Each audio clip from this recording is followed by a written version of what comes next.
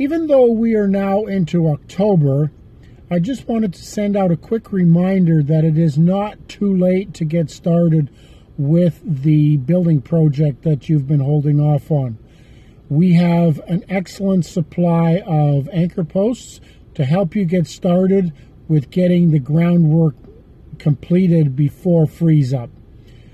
There are three main reasons why it is to your advantage to get the building covered before the major part of the winter. The first one being is that you don't get nearly the frost penetration with that area covered, so it would require a lot less heat units to get the structure into production.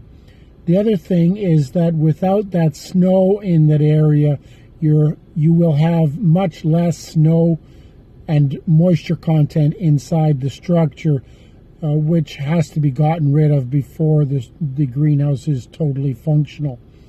And of course, the third thing is the spring will have the busyness of its own, and so now you don't necessarily have to work on it every day. You're going to pick and choose the nice days, but there are still lots of nice days available before the end of the year. So we look forward to working with you and hearing about the project that needs a shelter solution for.